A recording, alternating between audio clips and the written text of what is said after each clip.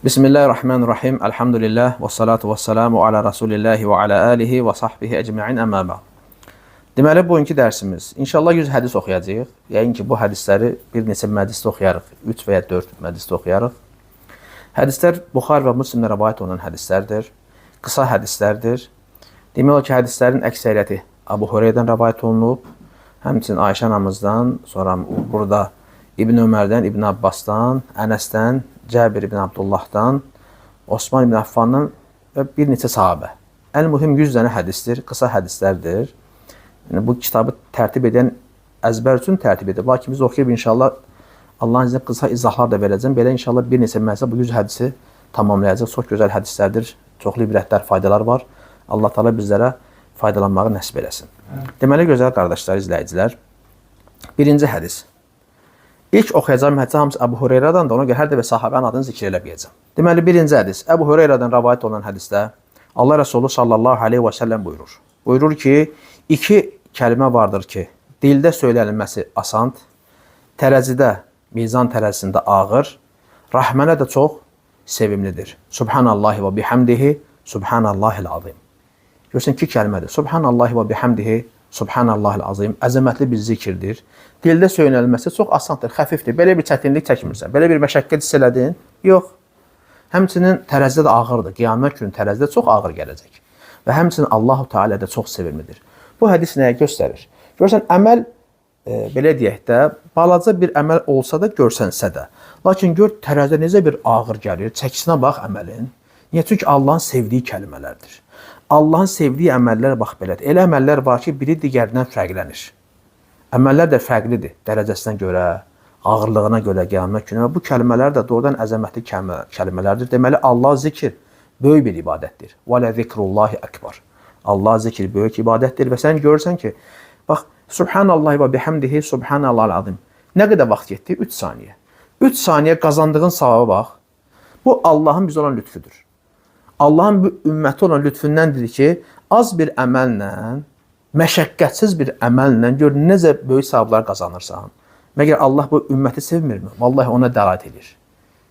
Müsəlmanın, bir müminin böyük bir savab qazanması üçün Allah Teala gör bizə nə buyurub? Qısa bir kəlmələrdir, asan kəlmələrdir, lakin rəhməni çox sevimlidir, yəni Allaha.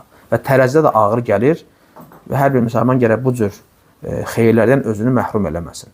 Gündəlik olaraq subhanallahi və bihamdihi, subhanallahil azim, mütəmadi desən, gör nə qədər böyük savablar əldə etmiş olarsan. Hədis dediyim kimi, oxuyacağımız hədis hamısı Buxari və Müslimdə rivayet olunan hədislərdir. Bəzi hədisləri Buxari, Müslim rivayet edib, bir yerdə eləsə də var ki, Buxari ayrı, Müslim ayrı rivayet edib. Bu hədis də muttafaqun aleyhdir, yəni Buxari və Müslim rivayet edib. Yaxşı qardaşlar, ikinci hədis. İkinci hədis kimdən rivayet olunur? Ayşə, dedim ki, ilk 50 hədis Əbu Hüreyrədən də ona görə hər dəfə sahabənin adını zikr eləməyəcəm. Birbaşa deyəcəm ki, Peyğəmbər sallallahu əleyhi və səlləm belə demişdir. Deməli, Əbu Hüreyrə deyir ki, bir kişi Allahın Rəsulunun yanına gəldi və dedi ki, ey Allahın Rəsulu, insanlar arasında qayğıya ən çox layiq olan kimdir?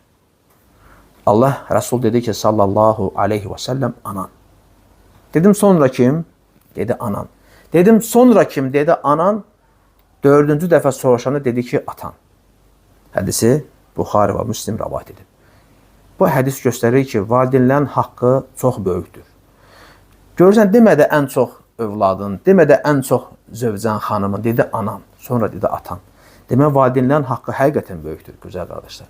Bəzi insanlar var, təəssüf olsun ki, evlənəndən sonra, istər kişi olsun, istər qadın olsun, valideynlərini unudur, tərk edir, yada salmaz, xatırlamaz, vaxtın əksəriyyətini öz övladı xanımı ilə keçirir. Bunu başa düşürəm, bu təbii hallar ki, unutmaq, axtarmamaq, maraqlanmaq, bu artıq ayıbdır. Bəli, sən hər gün öz ailənin yanındasın. Ola bilər ki, insan evlənər, ayrılar, başqa evdə qalar, anası, atası ayrı evdə, bu ayrı evdə. Lakin bu o deməli deyil ki, sən onlarla maraqlanmamalısın. Bəzi insanlarda belədir, axtarmaz, bəlkə aylarla, illərlə axtarmaz valideynlərini. Bayramdan bayrama zəng edər, təbrik edər, nə bilim, həftədə bir dəfə və s. Halı ilə maraqlanmaz, dərdi ilə maraqlanmaz, dərdinə şərik olmaz. Halbuki Allah-u Teala kitabında nə deyir? وَقَضَى رَبُّكَ أَلَّا تَعْبُدُوا إِلَّا إِيَّهُ وَبِالْوَالِدَيْنِ إِحْسَانًا. Allah Teala buyurur ki, Allah sizə ondan başqasına ibadət etməməyi əmr elədi. Yəni, yalnız ona ibadət etməyi və valideynlərinə yaxşılıq etməyi əmr elədi. İmmə yəbluğanna indəkəl kibara əhaduhuma əv kilahuma Deyir, onlardan biri və ya hər ikisi sənin yanında yaşlılıq vaxta gəlib çatsa, fələ təqul ləhumə uffin, onlara uff belə söyləmə. Və lə tənhərhumə, üstlərinə bağırma, qışqırma, və qul ləhumə qovlən kərimə, onlara gözəl sözlər söylə. Vəxfid ləhumə cənəhə zulli minər rəhmə, rəhm edərək təvazökarlıq qanadlarını onlara doğru aç. Və qul rabbirhəmhumə kəmə rabbəyəni sağira, de ki, ey Rəbbim, onlar məni böyütdükləri kimi sən də onlara rəhm elə. Gör Allah bizə nə əmr edir. Bəli, elədir. Görsən, Allah Subhanahu taala valideynlərin haqlarını bu ayədə göstərir, bizə bildirir ki, bax, gör necə haqları əzəmətlidir. Üzərimizə düşən nədir? Onlara qarşı təvazökar olmaq, kibirli yox. Onlara uf belə söyləmək olmaz, ancaq can deyib can eşitməlisən. Valideynlərin qarşı mərhəmətli, rəhimli olmalıyıq. Ana bətnindən ta böyüyənə qədər, hətta 60 yaşa çatsan da valideynlər sağ sənə uşaq kimi baxır. Sənə qayğı göstər, sənin tərbiyə ilə məşğul. Hətta o yaşda məsələn, ay bala, düz eləmədin. Sən uşaqsan, bilməzsən. 60 yaşı verir övladının. Ana dində, ata indi Allah bərəkət versin, ki, ömrü 80-90, yenə övladının bərəkətini danlayır, qındır, uşaq kimi danlayır. Niyə? Övlad həmişə valideynsin uşaqdır. Uşaq olaraq da qalır. Sənin neçə yaşın olursa olsun. Həmişə saşı yol göstərsin. Bəlkə də səhv deyir, amma yenə ay ata, ana baş üstə. Yaxşı, ana, ata, inşallah. Biz sələf-i salih həyatına nəzər etsən, görərsən ki, vallahi, hətta eləsi olub ki, anası çağıranda, bəli, ana, qışqırmır, yəni üstdən bağırmır, asi, sadəcə cavab nidasına icabət edəndə, deyir, səsim anamın səsindən yuxarı çıxdı, gedir qurban kəsir, gedir qul azad edir ki, günahına kəffar olsun, Allah bağışlasın. Yəni, inkar kimi demir, hə, ana, elə yox, yəni anası çağırdı, hə, ana. Amma səs anasından, səsindən üstün oldu. Gedir qul azad edir ki, deyir, bu anamın səsindən üstün oldu, səsim üstün gəldi, yüksəkdən gəldi, səsləndi. Qorxur ki, birdən günah etmiş olar, halbuki asi deyir, anasına cavab verib, icabət edib. Yəni, nə istəyirsən, buyur, yanacan, onu demək istəyib. Lakin səs anasının səsindən yüksək səsləndi, getdi bir qul azad elədi. Eləsi olub ki, anasının sasını darıyıb, anasının sasını yuyub. Bugün belə edən övladlar var mı? Çox azdır, çox təəssüf olsun ki. Ona görə valideynin haqları böyükdür, valideynin haqları ödənilməzdir və bizə də vacib olan ata-anaya itaat etmək, bəli, sevmək, Allaha asilik əmr etmədikcə üzərimizə düşən onların qayğısını çəkməkdir. Onları sevmək, onlara qarşı rəhimli, mərhəmətli olmaq, hətta bu dünyadan köçsələr belə yenə haqları bitmir. Onlar üçün dua edəcəksən, qəbirlərini ziyarət edəcəksən, yeri gələndə əvəzdən sədəqə də verəcəksən, ömrə də həcd edəcəksən. Haqlarındandır. Heç vaxt haqları bitmir. Bir nəfər olur, İbn Ömərə deyir ki, İbn Ömər, anamı belimdə daşıyıb Kəbəni tavaf elədim. Haqqını vermiş oldun mu? İndi çətin də bilirsən, yük daşıyırsan sanki belində. 60-70 kiloqramlı çəkidə bir insanı daşıyırsan belində və Kəbəni tavaf edirsən. Deyir, haqqını vermiş oldun mu? Deyir, heç o sancı var, doğru sancları. Onlardan birinin belə haqqını vermədin. Yəni, heç vaxt verə bilməzsən. Nə danışsan? Sən nə elədin ki? O doğuş sancılarından birinin belə haqqını verməmsən. Yəni, ananın haqqı heç vaxt verilə bilməz, ödənilə bilməz. Atanınki də nə vaxt ödənilir? Qul olub azad eləsən. Belə yenə ödəyə bilməzsən.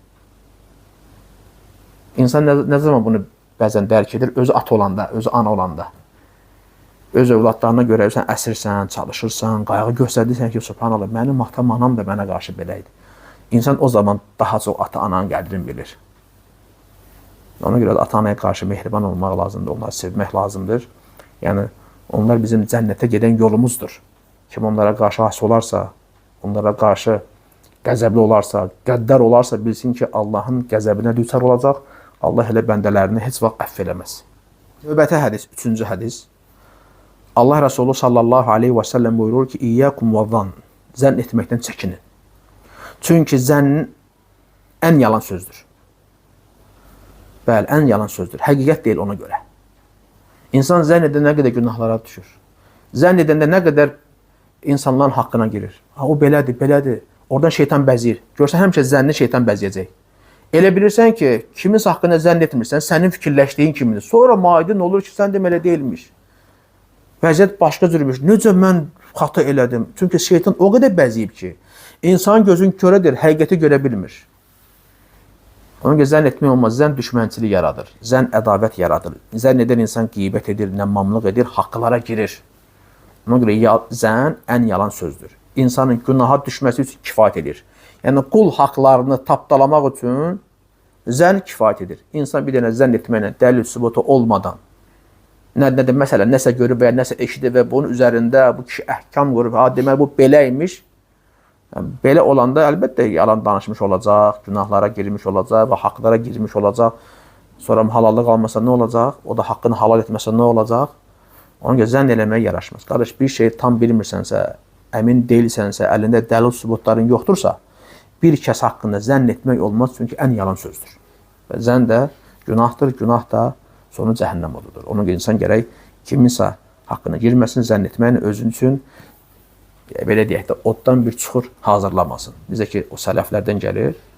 Deyir ki, nə deyirlər? Deyirlər ki, dəstən birdən qeyd eləmişik, buyurur ki, yəni insanların irzi, müsəlmanın irzi. Deyir, oddan bir çuxurdur. Oddan bir çuxurdur. Yəni, özüvə oddan çuxur qazma günah. Yəni, nədir? Qiyamət günü gəlib qarşılaşacaqsan, haqqını halal etməyəcək. Nə olacaq? O zaman vəziyyət yaxşı olmayacaq. O gündə heç kəsə keçməyəcək. Keçməyəcək. Hamı o zaman ancaq nə istəyir? Allahın rəhmətini istəyir. Allahın qəzəbindən qorxur və xilas olmaq üçün nə haqları varsa alacaq insanlardan. Burada halallıq verirsən. Amma orada heç kimə halallıq verməyəcək. Elə hamı deyəcək ki, mənim haqqıma girmişsin, ya Rabbi haqqımı istəyirəm. Allah da müdaxilə eləmir qul haqlarına. Nə qədər haqqı varsa hamısı alınıb veriləcək. Bitməsə artıq günahlar ona yüklənəcək. Ona görə insan gərək özünü indi yükləməsin. Zənn eləməklə günaha düşmək lazım deyil. Hədis Buxari və Müslimdə rivayət olunur. Muttafaqun aleyh. Yəni hər ikisi ittifaq etdiyi hədisdir. Yəni Allah Resulü sallallahu əleyhi və səlləm buyurur ki, qul fərqinə varmadan elə bir kəlmə söyləyə bilər ki, yəni bu kəlmə sayəsində məşriqlə məğrib arasında bir məsafədə cəhənnəm oduna sürüklənər. Nə deməkdir? Bu adam fərqinə varmır. Söylədiyi xeyirdirmi, şərdirmi? Elə danışır. Nə gəldi danışır? Qardaş, bəlkə danışdığın şərdir.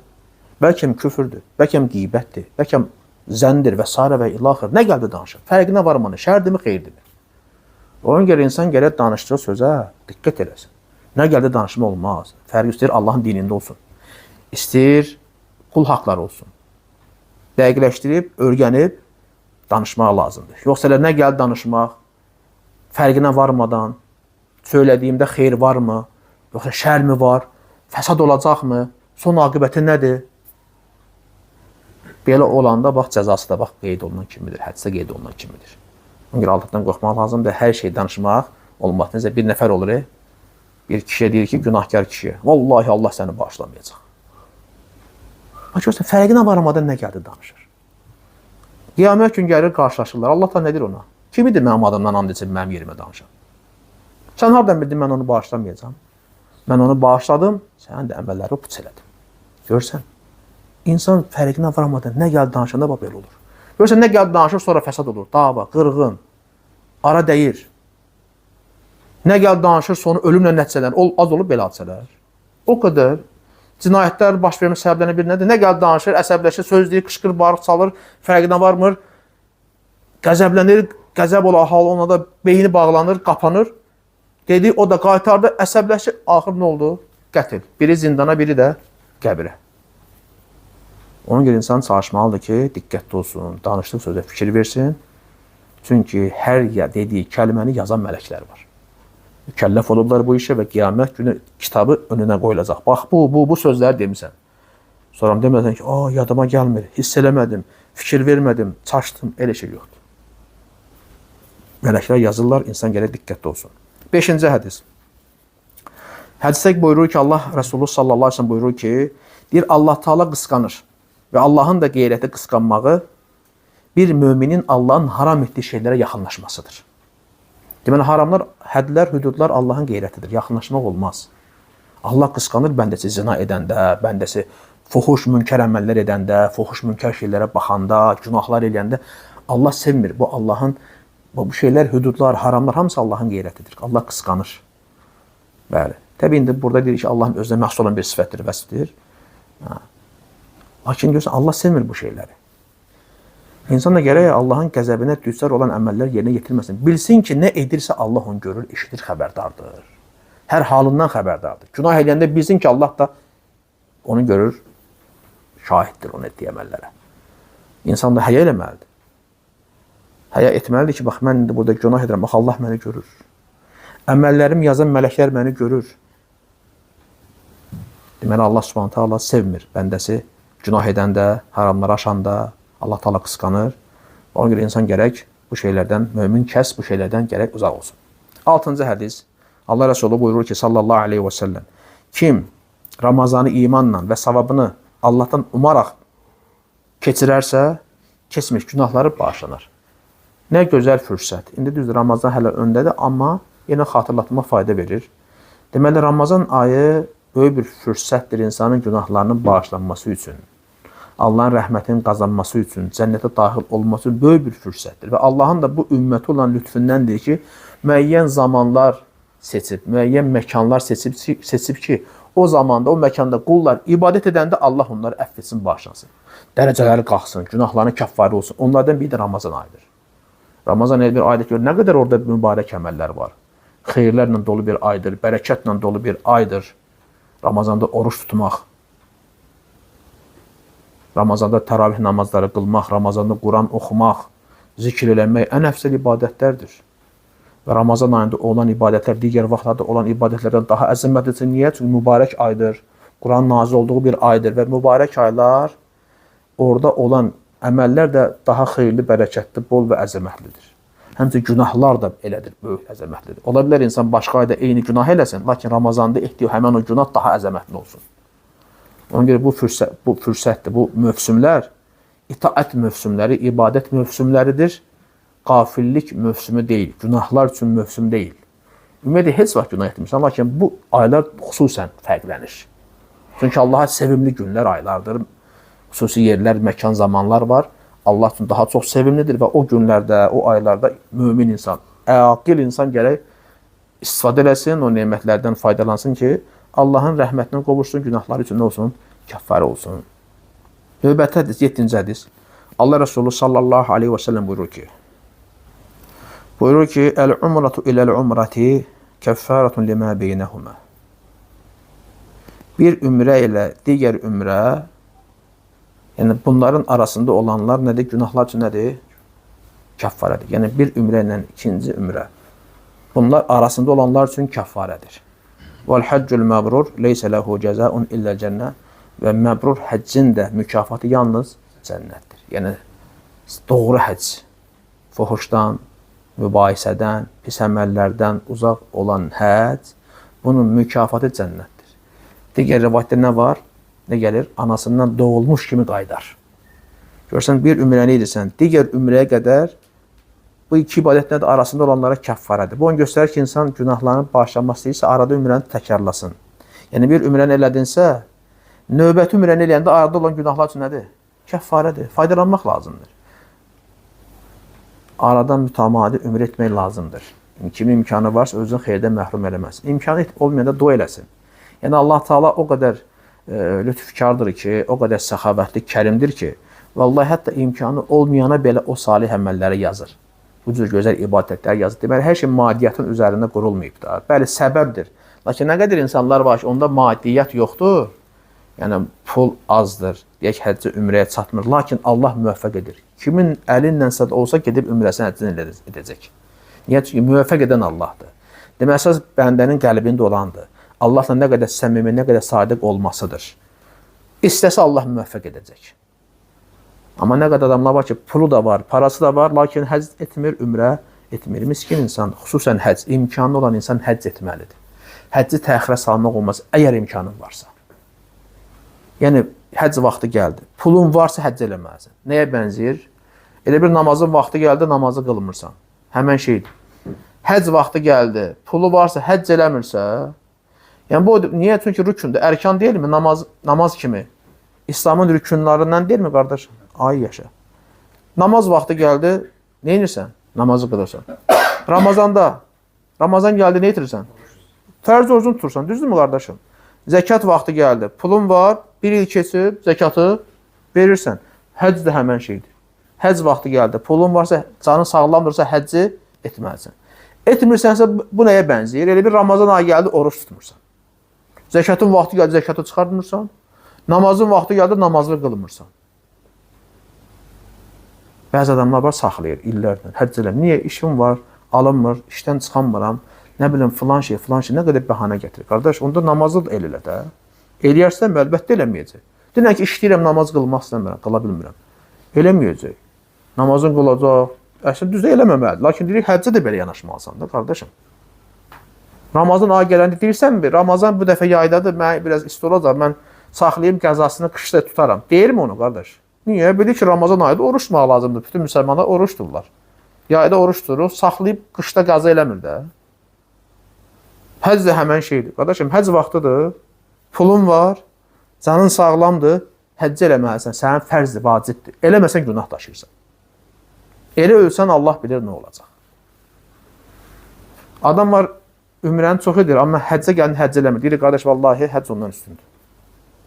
Həcc ondan üstündür. Nəyə bənzər? Yenə misal gətirək. Allah Teala qiyamət günü bəndədən ilk soruşduğu əməl nədir? Namaz.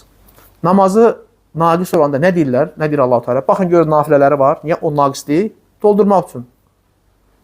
Doldurubsa, naqislər doldusa, tamamlandısa, Allah Teala əff edir, bağışlayır. Yox, yenə nafilə yoxdursa, namaz da natamamdırsa, belə deyək də Allah Subhanahu taala ondan bu əməli qəbul edəmir, düzdür? Yəni onu pis aqibət gözləyir. İndi bu insan da ümrələrini edir, lakin həcc yəni həcc eləmir. Yaş Allah bir səndən fərzi soruşacaq, yoxsa nafiləni? Əlbəttə fərzi soruşacaq. İmkanın olub sağlam olmasa etməmsən, qiyamət günü nə cavab verəcəksən? İstəyirsən hər il ümrə elə, hər il Ramazanda elə, qardaşım. Həcc öndədir. Həcci və ümrə eləmirsən, boynundan vacibat düşdür. Çünki bir dəfə vacibdir, səhih olan odur. Digərləri müstəhəbdir. İndi həcc edir, qardaşım, həcc elə.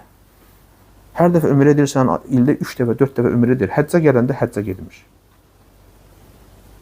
Həcc ibadəti fərz ibadətdir və Allaha da ən sevimli olan ibadətlər fərz ibadətlərdir. Ona görə hər bir insan gərək bu şeylərdən yararlansın, aqil olsun. Bilsin ki, həcc etmək də günahlarını kəffarədir. Və bu cür həccin də səhih, doğru olan həccin mükafatı da cənnətdir. İnsan özü gəlir xeyirdə məhrum eləməsin. Hədisi Buxari və Müslim rivayət edir. Növbəti hədis. Allah Resulü buyurur ki, əsləmək şeytandandır. Sizlərdən biriniz əsləmək istəsə, bacardığı qədər geri çevirsin. Yəni nə deməkdir? Yəni çalış sıx saxla, bax sən indi elədiyin kimi. Ağzını açmır, istəyir geri qaytarsın. Və ya görsən alınmır, yəni ağzını asası olsan, əlinlə tutursan. Əlin ya içinlə, ya çölüylə bax belə tutursan, bacardın geri qaytarsan. Allah Resulündən gəlməyib ki, nə vaxt əsnəsin. Əsnəməyib. Çünki deyir, əsnəmək şeytandandır. Amma kim bacarırsa, geri qaytarsın. Sıxırsan, necə qardaş bəyəklərdə əsnəmək istədi, saxladı ki, ağız asılması, olunması və ya indi o da alınmırsa, artıq ağız asılacaqsa, o zaman insanların qarşısında elə ağzını açıb durması. Niyə? Çünki deyir, şeytan daxil olur. Ona görə əli ilə örtsün. Əli ilə örtsün, ya əlin içi ilə, ya da ki, çölü ilə. Növbəti hədis, Allah Resulü buyurur ki, sallallahu aleyhi və səlləm, dul qadın və miskinlərin ehtiyacı üçün çalışan insanlar Allah yolunda döyüşən mücahidlər kimidirlər. Sonra Əbu Hüreyrə deyir ki, hesab edirəm ki, belə dedi.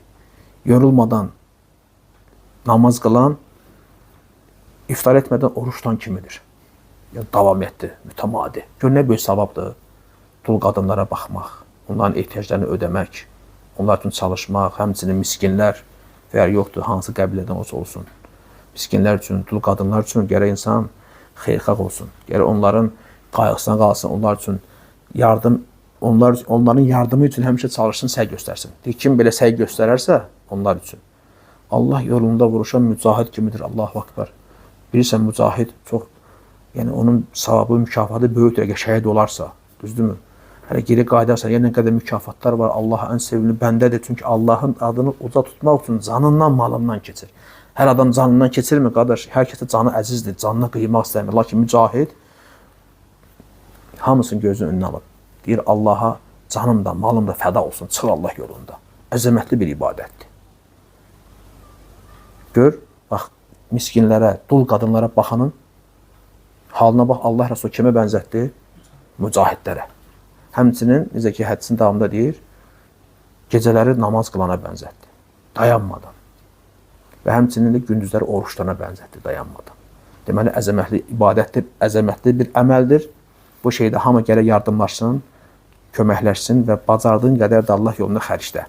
Şərt deyil ki, sən yüzlər, minlər xərcləyəsən, 1 manatın belə Allah yolunda vermisənsə bir kimsə ehtiyacına görə, vallahi xeyirdir. Bəlkə elə sənin o 1 manatınla o yığılan məbləğ tamamlandı. Nə bilirsən? Bəzən görsən, elanlar paylaşırlar. Bəlkə elə sənin 1 manatın tamamladı. Ona görə sən pula azlığına, çoxluğuna baxma. Necə hədisə gəlir, xurmanın yarısı ilə də olsa cəhənnəm onun özünü qoru çəkin. Növbədə hədis, 10-cu hədis. Əbu Hüreyrədən rəvayət olunan hədisdə Allah Resulü sallallahu aleyhi və səlləm buyurur ki, özünə bir xəstəlik, yorğunluq, qəm, qüssə, kədər, əziyyət, hətta ayağına batan, tikan, müsəlman yoxdur ki, Allah bununla onun günahlarını kəffar eləməsin. O müsəlman ki, bax, görsən, qəm, qüssə çəkir, ola bilir, əziyyət çəkir. Hətta ayağına batan tikan sayəsində deyir, Allah-u Teala onun xətalarını bağışlayır, xətaları üçün bu nədir? Kəffarədir. Bəli, yorğunluq, xəstəlik, qəm, qüssə, kədər, ayağa batan tikan müminin günahları üçün kəffarədir. Allahın bizə olan lütfü deyilmi? Görürsən, bəzən günah edirik, tövbə eləməmişik, unutmuşuq, yadımızdan çıxıb. Bəzən bir günah edirsən, görürsən, fikirləsən, şey heç olmazdı, indi bir günah elədim də, kiçik günahdır məsələn. Fərqinə varmırıq da, düzdürmü? Lakin görürsən, bu əməllər günahlara kəffarədir. Bəzən tövbə eləməksən, unudursan, yaddan çıxdı, getdi. O qədər günahlarımız olur. Yolda gedirsən, maşın üçün əsəblərsən, bəlkə neçəsinin haqqına girdin. Və yaxud da ki, evdə gəldin, ailə ilə dalaşdın, ailənin uşağın haqqına girdin. Nə bir qonşu ilə məsələ və yaxud da ki, nəsə baxdın, günah elədin, sonra əstəğfirullah demək yadıma düşdü. Və yaxud da ki, o qədər günahlar var ki, məsələn, insan fikirləşir şəklində kiçik günahdır və yaxud da tövbə eləyərəm. Amma mesela bu əməllər hamısı nədir? Bu əməllər hamısı onun günahları üçün kəffarədir. 11-ci hədis. Allah Resulü buyurur ki, sallallahu aleyhi və səlləm, müsəlmanın müsəlman üzərində olan haqqı 5'dir.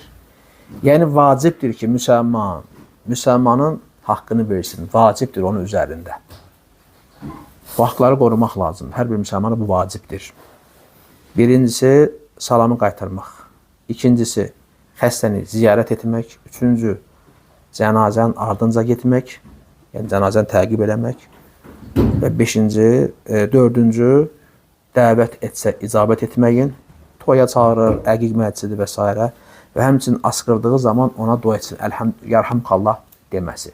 Bunlar bir müsəlman üzərində olan haqqıdır. Müsəlmanlar üzərində olan haqlarındandır. Yəni vacibdir. Bu haqları əda eləməlisən. Sənin boynundadır. Salam verdin, salamı qaytar qardaş. Bəzi adam var, küsür kimləsə salamını qaytarmır. Niyə qardaş? Və kimləsə xoşu gəlmir, salam verir, qaytarmır. Sən salamı qaytar. Deyək ki, salam vermək müstəhəbdir, amma salam almaq vacibdir axı. Haqdır. Deyək, selamu aleykum, deməlisən, və aleykumussalam. Və ya məsələn, xəstə ziyarəti. Bir də görürsən, eşidirsən, filan qardaş 3 gün, 5 gün yoxdur, xəstəymiş. Heç kim xəbəri yoxdur. Yaxın dostlarının belə xəbəri yoxdur. Deyək ki, o birləri başa düşdü, həmişə ünsiyyətdə olmur. Yaxın dostlarının belə xəbəri yoxdur ki, başqalarına xəbər edir ki, ay qardaşlar, filankı xəstələnir, gedək ziyarət edək və yaxud nəsə ehtiyacı var, dərmana və s. Belə şeylər çoxdur. Allah Resulü bir sahabəsini görməyəndə, subhanallah, 3 gündən artıq görməyəndə, haqqında soruşardım, maraqlarını, hanı filankəsi görmürəm. Bizdə bəlkə günlərlə, aylarla bir-birimizdə xəbərimiz yoxdur. Sonra eşidirik ki, xəstələnib xəstəxanadadır. Ayağı sınıb, məsələn, belədir. Bir problem var, borca düşüb, nəsə olub və s. və ilaxır. Evində qəm, qüssə, kədər var, kimisə itirib ailəsindən. Bu problemdir. Müsəlmanlar bugün bir-birlə hallardan yanmalıdırlar, maraqlanmalıdırlar. Həmçinin cənazədə iştirak eləmək. Cənazə iştirak eləmək böyük savabdır, müsəlman haqlarındandır. Bir də görsən, adətən bəzi qardaşlarda həmişə yox, şükür Allah, həmişə deyil, lakin bəzi hallarda üz-üzüdür. Namaza hamısı gəlir cənazə namazına. Bastıranda 5-10 nəfər qalır. Bu doğru deyil, qardaşım. Mənzərə yaxşı görsənmir də, nə olur, dəfin də o qədər adam iştirak eləsin. Çünki yarısı iştirak eləsin də. Haqlardandır, qardaşım. Elə hamı geçsin, cənazə qalasın ortada, doğru deyil axı. Üzrün yoxdursa, gedidə bir işin yoxdursa, bekarsansa qardaş, vaxt hava bilirsənsə, necə ki namazı qıldın, get həmçin dəfn elə. Bu deməsinlər ki, nə oldu elə namazı qılıb, cənazəni orta qoyub getdilər. Biləsən, sən Allahın bəndələri ilə necə rəftar edirsənsə, səninlə də rəftar olunacaq. Sən qayğı göstərsən, rəhmli olsan, sənə qarşı elə olacaqlar. Allah da sənə qarşı rəhmli olacaq, bəndələr də həmçinin. Və həmçinin nə gəlir? Dəvəti icabət eləmək. Qonaq çağırsa, qardaşım, get. Üzrün varsa, üzrxahlıq edəcəksən, lakin belə bekarsansa, get, demə, yox, gəlmirəm, həvəsim yoxdur. Xüsusən toya çağırırsa. Oruçsansa, inciməyəcəksə, get, dua elə. Amma iştirak elə, başa biraz oturub gələsən. Yox, əgər fikirləşsən, bir də nəsə ağına pizdən gələr, niyə gəlmədi və niyə yemir, orucu açacaqsan. Amma gedib iştirak etməyin lazımdır. Xüsusən, əgər toya çağırıbsa. Və sonuncu da nə oldu? Asqıranda yarhamukallah demək. Əgər asqırıb əlhamdülillah desə, yəni Allah həmd olsun desə, sən deyirsən ki, yarhamukallah, Allah sənə rəhm eləsin, vacibdir. Eşitdin, dedi, əlhamdülillah, yarhamukallah demək sənə vacibdir. Bu hamıya aiddir. Elə ki, məclisdə bir nəfər asqırdı. Hamı deməlidir, yarhamukallah. Amma salam fərqlidir. Məsələn, girdi, biri desə, əssəlamu aleykum, 3 nəfər və aleykumussalam desə, qalanlarına vacib deyil. Amma asqırmaq elə deyil. Asqırmaqda hamı bir-bir deməlidir, yarhamukallah, Allah sənə rəhm eləsin. Bunlar hamısı müsəlmanın haqlarındandır. Sən müsəlman qardaşlarınla necə olacaqsansa, səninlə də elə rəftar olunacaq. Həm Allah Taala səni elə rəftar edəcək, həm də bəndələri. Çünki Allahın müsəlman qullarına, mömin qullarına qarşı rəhmli, mərhəmətli və qayğıkeş olmaq lazımdır. Çünki bu ümmət Allah ən sevimli ümmətdir. Allahın da sevdiyi ümmətə qarşı hər birimiz gərək qayğı göstərək, mərhəmətli olaq, bir-birimizə canımız yansın. Ən azı dua ilə də, ən azından. Məsələ yerlər var ki, əlimiz çatmır kömək eləməyə. İndi görürsən Qəzza bölgəsində nə qədər müsəlmanlar əziyyət çəkirlər və digər elə ölkələr var ki, əlin çatmır orada kömək eləməyə. Qardaşım, dua eləyə də bilmirsən. Dua elə, bəzi yerdə müsəlmanları xatırlat. Ki, qardaşlarımız, orada müsəlman qardaşlarımız var. Onlar əziyyət çəkirlər. Allahın düşmənləri onlara əziyyət verir. Onlar üçün dua elə o müsəlmanlar üçün. Allahdan da qələbə istə, arzu elə. Dua elə, ya Rabbi, bu müsəlmanlara qələbə ver. O müsəlmanlar izzətli elə və bütün dünyada hamımız bir-birimizə gələ canımız yansın. Yoxsa elə bəzi insanlar var, tükü də tərpənmir. Eşidir ki, falan yerdə bir hadisə baş verib, müsəlmanlarla bağlı tükü tərpənmir, bir reaksiya da vermir. Elə bir belə də olmalı, yəni adi bir şeydir baş verib. Xeyr. Müsəlmanlar hamısı bir-birinə qarşı qayğıkeş olmalıdır, mərhəmətli olmalıdır. Harada müsəlman gördün, problemini bildin, bacarırsan kömək elə. Ən azından belə kömək edə bilmirsən, heç olmasa dua elə və təşviq elə başqaları kömək eləsin. Əl-mühim, yəni müsəlman üzərində haqları var, bunlar hamısına riayət etmək lazımdır. 12-ci hədis, elə cənazə ilə bağlı, Allah Resulü buyurur ki, sallallahu aleyhi ve sellem, kim deyir, cənazəyə namaz qılınana qədər cənazədə iştirak eləyərsə, o cənazəyə şahidlik eləyərsə, onun üçün qirat vardır. Və kim ki, dəfn olunana qədər o cənazədə iştirak edərsə, o cənazəyə şahid olarsa, onun üçün 2 qirat vardır. Yəni, qılır və dəfində iştirak edir. Onun üçün 2 dənə qirat vardır. Soruşurlar ki, bu 2 qirat nə deməkdir? Allah Resulü deyir ki, sallallahu aleyhi və səlləm, yəni, əzəmətli 2 dağ mislində. Əzəmətli dağdır. 2 dənə əzəmətli dağ mislində, yəni sahablar var. Deməli, cənazədə namazı qılsan 1 qiratdır. Böyük bir dağ mislində sahib qazanmısan. Qılıb cənazədə dəfində iştirak eləsən, 2 böyük dağ boyda mislində sahiblər qazanmısan, yarhamkallah. Aysu, bəli, müsəlmanın haqlan biri yarhamkallah demək. Əlhamdülillah dedi, biz də onu qaytarmalıyıq. Deməli, görürsən, cənazədə iştirak eləmək, bax, şəriət təşviq edir. Yəni, qıldın, kifayətlənmə, get, dəfində də iştirak elə. İştirak eləsən, bil ki, 2 böyük dağ boyda sahib qazanmısan. İbn Ömər bu hissəsini bilmirdi. Abdullah İbn Ömər. Elə bilirdi ki, cənazəni qıldın, getdin. Eşitəndə ki, belə bir hədis var, deyir, subhanallah, nə qədər deyir, qiratları zay elədik. Bir qirat sahib qazandı, bir böyük dağ boyda sahib qazandı. Eşitdi ki, dəfində iştirak eləsən 2 qiratdır. Deyir, gör, nə qədər qiratları zay eləmişik. Sələflər belə olub. Sahabə, tabi, ondan sonra gələnlər, abid, salih insan. Onlar bir salih əməldən məhrum olanda kədərlənərdilər. Nə qədər xeyirdən məhrum olmuş. Amma bugün bəzi insanlar var, bizim içimizdə özümüz elə, bir namazı adi nafiləsini qılmayanda, elə bir heç olmaz da indi sonra qılaram. O biri namazda qılaram, məsələn. Və gələn dəfə qılaram. Və deyək ki, gündəlik Quran payımızı oxumayanda narahat olmur. Amma sələflər ağlayarlar ki, mən bugün gündəlik Quran payımı oxumamışam və gecə namazından məhrum olmuşam, qılmamışam. Narahat ol. Narahat olarlar, kədərlənərlər ki, hansı xeyirlərdən biz dala qalmışıq. Lakin bugün müsəlmanlar, yəni bir çox müsəlmanlar heç vecdənə deyil. Nəinki bu, nə qədər haramlarda qərq olan müsəlmanlar var. Hələ mən salih əməllərdən, nafilələrdən məhrum olanlar demirəm, fərzləri etməyənlər, günahlarda qərq olanlar, tükü belə tərpənmiş.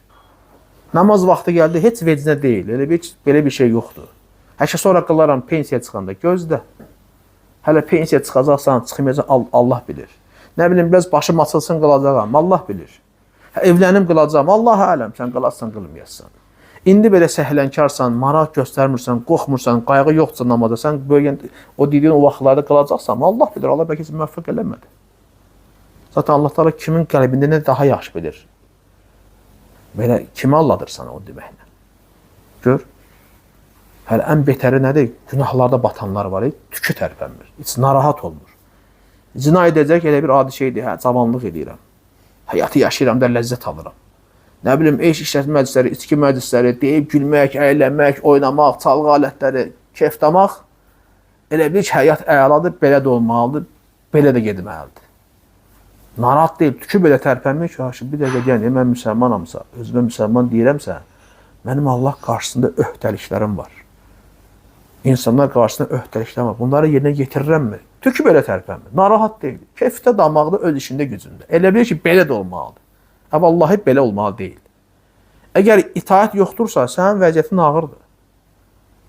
Lap halal yolla qazanırsan, halal yerə xərcləyirsən. Amma günahların da var, deyək ki. Və hər şeydə gəlir, nemətlər gəlir, sən aldanma. Aldanma, Allah bilir sənin axırı necə olacaq.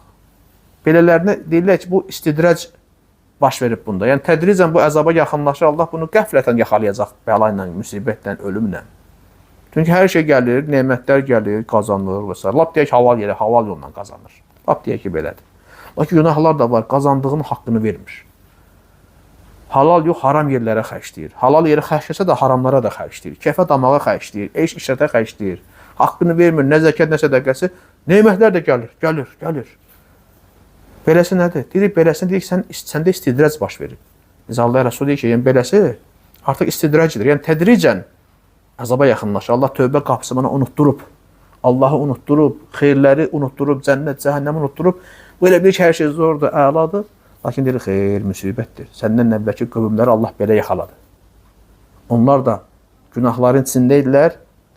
Allah da onlara tövbə qapısı unutturdu. Çünki özləri bu yolu seçdilər. Və nemət də gəlirdi, ruzi gəlirdi. Sonra, yəni bu hala fərəhlənəndə, seviləndə ki, hər şey əladır, vəziyyətimiz əladır, gözəl yaşayırıq. Allah onları bəla ilə, müsibətlə yaxaladı. Və kimin halı belədirsə, yaşadığı o gözəl yaşayış var ya, onun dilində desək, vallahi buna sevinməsin. Bu hər kəsə aiddir. Hər kəs. Hətta özdə müsəlman deyən, özdə mömin deyən kəsə də aiddir, qardaş. Asi olmayan bəndə yoxdur. Əgər nemətlər gələ-gələ özümüzdə, əməllərimizdə naqislik varsa, qorxmalıyıq. Bəlkə bizim əleyhimizə oldu. Bəlkə istidracdır. Aldanıram şeydə, mənə unutturur hər şeyi. Qəflətdəyəm. Nə olsun namaz qılıram? Azdır, günah edib namaz qılanlar, həm namaz qılır, amma günahlar da çoxdur. Nə olsun namazı var? İnsan gərək aqil olsun, ibrət götürsün digər şeylərdə. 13-cü hədis, Əbu Hüreyrə deyir ki, Peyğəmbər sallallahu aleyhi və səlləm heç zaman yeməyi pisləməzdi, ayıblamazdı. Yeməkdə nöqsan tutmazdı. Ürəyi çəkəndə, iştahı olanda yeyərdi. Xoşuna gəlməyəndə tərk edərdi. Muttafaqun aleyh. Buxarı Müslim rivayət edir. Deməli, yeməyi pisləmək olmaz. Tuzu az ola bilər, dadı ola bilməz. Bu nə yeməkdir, dadsızdır. Belə danışmaq olmaz. Allah Rəsulun ədəbindən, əxlaqından deyildi. Xoşdan gəldi, yeyərdi. Xoşdan gəlməsəydi o yemək, tərk edərdi, yeməzdi. Da deməzdi, bu nə yeməkdir, dadsızdır, çox-çox istəməm, dadsızdır, yağı yoxdur, və yaxud da ki, duzu yoxdur, istiyotu yoxdur. Bu nədir, ət pişməyib və s. və ilaxır. Xüsusən evdə, xanımlar pişirəndə,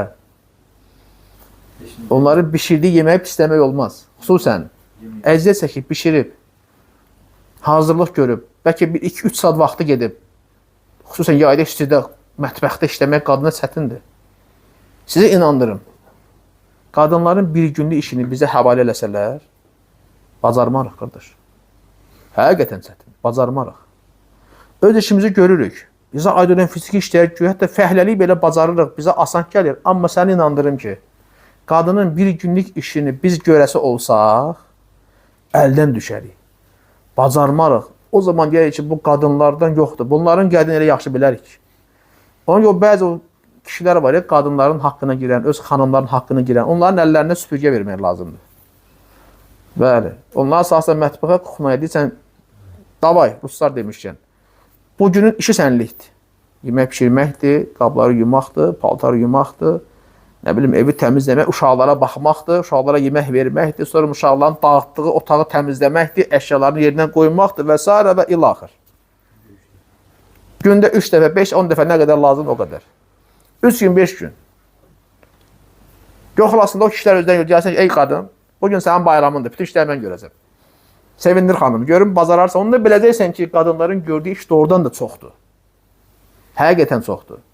İndi hər ayədə olur, bəzən kişi deyinir, qadına deyir ki, sən neynəmsən məsələr, amma vallahi deyirəm ki, onların gördüyü iş doğrudan əvəzsizdir və çətin bir işdir. Ona görə xanım bir iş görəndə, onu belə deyək də, ruhdan salmaq lazım. Həşə, bu nə elədin? Yaxşı eləməmsən. Sən güya eləyə bilərsən, bu işi verəksən, eləyə bilməyəcəksən. Pol əskisini verək, ələvə, nəm süpürgən verək, deyək ki, bu otaqları təmizlər. Biz günə qoyacaq.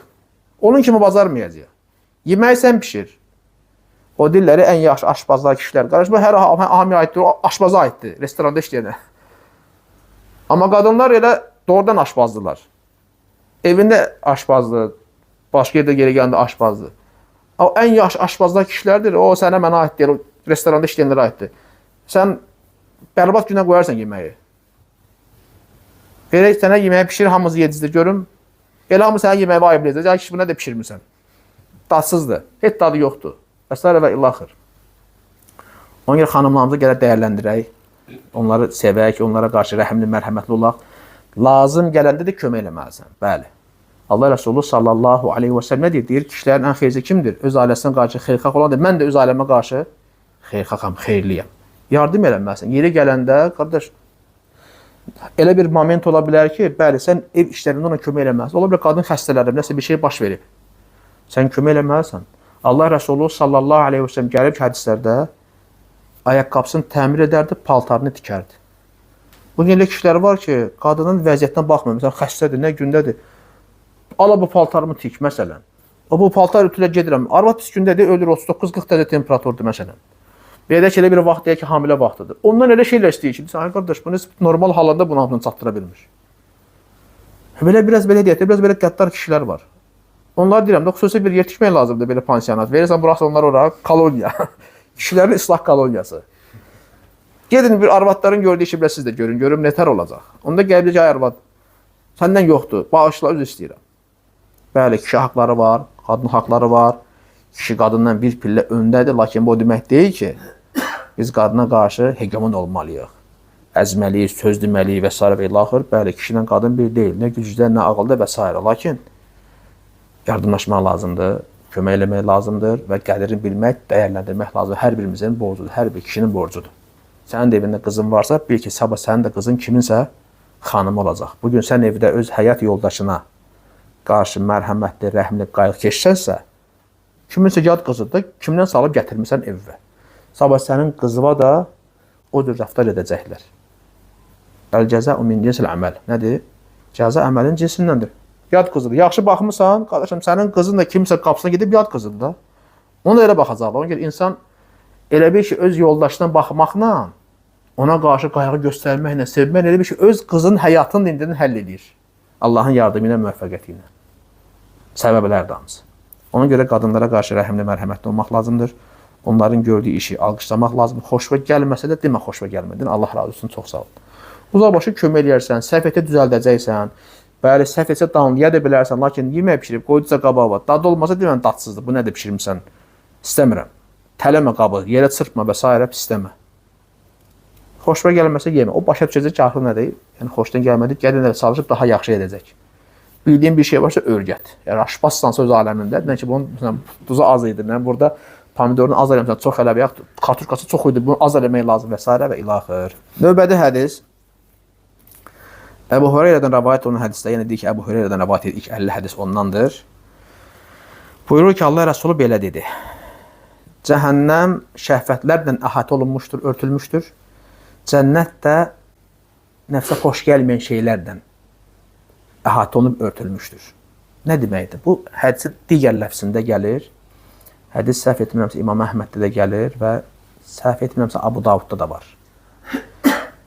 Hədisdə gəlir ki, Allah-u Teala cənnəti yaradanda Cəbrail deyir ki, ey Cəbrail, get cənnətə nəzər yetir, cənnətə bax. Yaratdığım o cənnətə bax. Cəbrail əleyhissalam gəlib cənnətə baxır, qayıdıb gəlir ki, ey Allah, izzətinə and olsun ki, yəni bu cənnət haqqında işlə hamısı bura girəcək. Sonra Allah-u Teala ətrafını nəfsə ağır gələn şeylərlə bəzəyir, xoş gəlməyən şeylərlə. Etmək ağırdır. Deyir, get bir daha da bax. Və Cəbrail əleyhissalam gəlib bir daha baxır. Qayıdıb gəlib ki, ya Rabbim, izzətinə and olsun ki, yəni bura qorxuram, heç kim daxil olmasın. Sonra Allah-u Teala cəhənnəmi yaradır ki, ey Cəbrail, get cəhənnəmə bax. Gəlir cəhənnəmə baxır, qayıdır ki, ya Rabbim, izzətinə and olsun ki, yəni cəhənnəm haqqında eşidən heç kəs bura daxil olmayacaq. Kim istəyər ora daxil olsun? Sonra Allah-u Teala ətrafını şəhvətlərlə bəzəyir, nəfsə xoş gələn, şəhvani şeylərlə, dünya, zinətləri, şəhvətlər və s. Haramlar, günahlar. Cəbrail əleyhissalam baxır, qayıdıb gəlir ki, ya Rabbim, izzətinə and olsun ki, qorxuram ki, insanlar bura düşsünlər. Yəni, bu hədisin bundan qabaq ki, Buxarıda, Müslim kendisi izahı budur. Yəni, Allah Teala cənnəti yaradır və ətrafın nə ilə örtür? Nəfsə ağır gələn şeydir. Məsələn, nədir? İbadətlər. İtaətdə səbirli olmaq nəfsə biraz ağırdır. Hər adam itaətdə səbirli ola bilmir. Namazları vaxtına qılmaq, namazları həmişə öndə tutmaq və digər ibadətlər olsun, həcc etməsidir, ümrə etməsi, zəkatını verməsi, sədəqə verməsi, malından nəsə çıxartmasıdır, Allah yolunda cihad etməsidir, məsələn. Düzdürmü? Digər salih əməllər, gecə namazı qılmaq, düzdürmü? Gündüzlər oruç tutmaq, elm məsələsində iştirak eləmək, səbr eləmək, axıra kimi gözləmək, dərs bitənə qədər. Hamısı nəfsə ağırdır, gedib qaçmaq istəyir ki, bir dəyə qutarsa gedərdim. Yaman çox uzatdı. Və ya durur, çıxır gedir. Heç nə sağ ol, nə kalam, nə salam, heç nə. Çıxdı, getdi. Elə bir belə də gidib çıxmalıdır. Yəni, görsən nə qədər ağır şeylər var. Qışda dəstəmaz almaq kamil şəkildə. Deyirsən ki, soyuqdur, bir dəfə görsən bəs edir əzaları. Görürüm, hər adam 3 dəfə görmür, məsələn, ağır gəlir. Düzdürmü? Qüsul almaq bəzən görürsən, bəzi adamlar var, deyir, su soyuqdur, qışdır, xəstələnirəm, geri təyin alır. Halbuki o ehtimal azdır da xəstələnməyi. Get qüsul al da. Qızdır qüsul al, yaxşı, o da bacarmırsa. Ərinir, məsələn, belə deyək də. Və müəyyən buradan da ayıbda olmasın, bəzi bacılar suallar verirlər, belə tez-tez gəlib çatır da belə qadına tərəfindən. Görürsən, misal üçün, qüsul almalıdır ki, mən onlar təmin alım. Yəni, qorxuram, xəstələnəm, saçımı açmayayım və s. və ilaxır. Yox, əgər qüsulun varsa boynunda, sən qüsul almalısan, sənin təmin keçərli deyil. Elə deyək ki, yəni, sən elə saçım çox deyib, mən qüsul almayacam, təminlə kifayət edəcəm, elə bir şey yoxdur. Və s. və ilaxır, nə qədər salih əməllər var ki, bəzən ağır gəlir nəfsimizə, elə bilmirik. Ona görə Cəbrail əleyhissalam baxır, gəlir, deyir, qorxuram ki, bura heç kim düşməsin. Yəni, bunu etmək ağırdır nəfsə və ya günahlara səbirli olmaq. Səbrin növləri var da, növləri var. İtaətdə səbirli olmaq, günahlara qarşı, asiyə qarşı səbirli olmaq və qəza qədərə iman gətirmək. Ona da səbirli olmaq, xeyrinə, şərinə və s. Yəni, bunlar hamısı diyorsun, cənnət ətrafında bəzənib, hər adam bunu səbir edə bilmir, bunlar edə bilmir. Ona görə deyir ki, qorxuram düşsünlər, nə qədər günahlar, asilikləri var və s. İtaət, asilikdə səbir edə bilmir, günaha, eləməyim, gedir yolunu azır. Cəhənnəm də həmsə ətrafı bəzədilib, nə ilə şəhvətlərlə, dünya, naz nemətləri, bərbəzəyi, günahlar, qadınlar, dünya malı və s. nə qədər haramlar var ki, nəfsə xoşdur, eləmək istəyir. Deyir, qorxuram ki, hamı bura düşsün. Çünki insan belədir də, innəl insənə ləfi xusur. Allah Teala Əsr surəsində nə deyir? Vəl asr, əsr çağından da olsun ki, innəl insənə ləfi xusur, insan xusrandadır. Amma hamı yox. İlləl-ləzīnə əmənu və amilus-salihati və təvasav bil-haqqi və təvasav bis-sabri. Yalnız kimlərdən başqa? Hamısı yox. İman gətirib, salih əməl edib, illəl-ləzīnə əmənu və amilus-salihati və təvasav bil-haqqi və təvasav bis-sabr. Haqqı tövsiyə edənlərdən və səbri tövsiyə edənlərdən başqa. Hamı xusrandadır. Bu 4 sinif insanlardan başqa. Yəni, elədir, görürsən, ətrafı belə bəzədilib. Cəhənnəmin ətrafı, şəhvətlərlə və s. Qorxuram ki, deyir, hamı bura düşsün. Ona görə aqil insan dediyimiz kimi həmişə dəstədə deyirik, yəni salih əməllərə yönəlib günahlardan çəkinmək lazımdır. 15-ci hədis. Allah Resulü buyurur ki, sallallahu aleyhi ve sellem,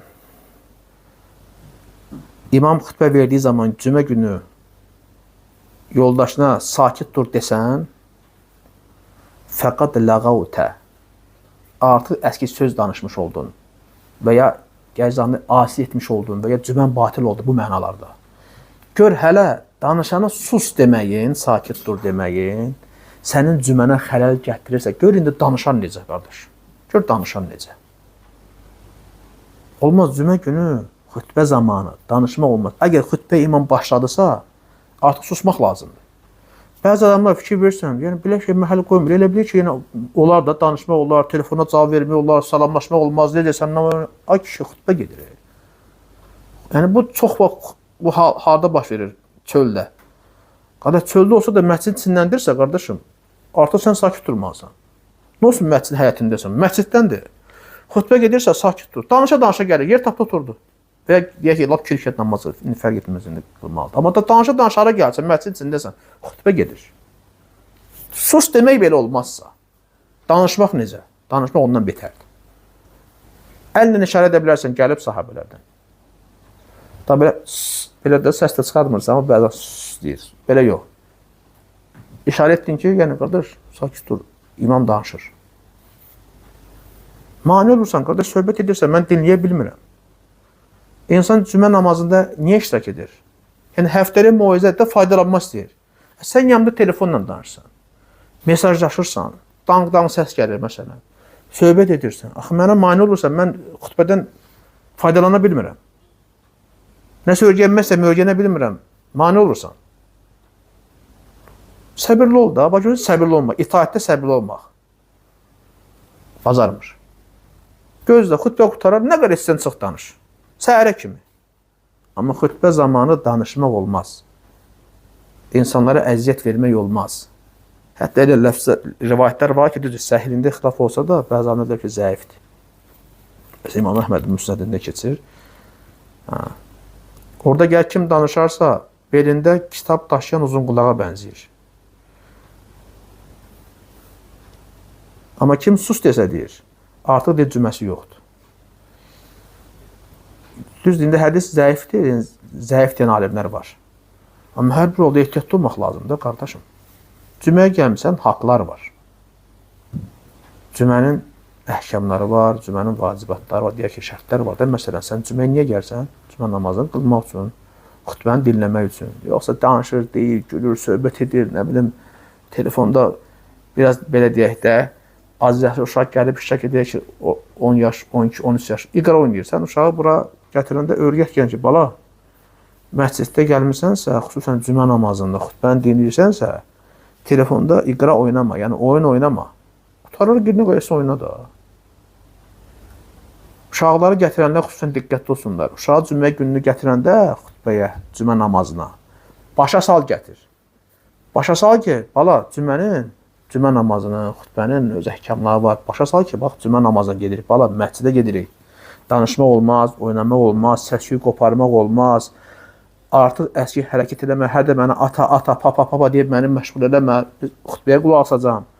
Bu uşaq belə deyirsə, hələ gətirmə. Gətirmə. Çünki nə qədər qardaşlar var, şikayət edir, özümüz də görürük. Söhbət edir, uşaq oynayır, qışqırır, bağır salır. Ağlayır, səs düşür. Qardaş, bu ağlayacaqsa bundan nəyə gətirmişdin? Madem bu dura bilmirsə, gətirmə də, qardaş. Öyrət biraz böyüyər, onu da gətirərsən. Bax, beləcə cümə günü nə özümüzün, nə də başqalarının gəlin cüməsini xarab eləməyək. Əhkamlarını bilmək lazımdır hər ibadətin. Cümə gününə də aid olan əhkamlar var, onları öyrənmək lazımdır. Onlardan biri cümə zamanı, yəni xütbə zamanı danışmaq olmaz. Olmaz, qətiyyən olmaz. Günahdır. Danışarsan, cümən batil olar. Qorx ki, sayılmaz.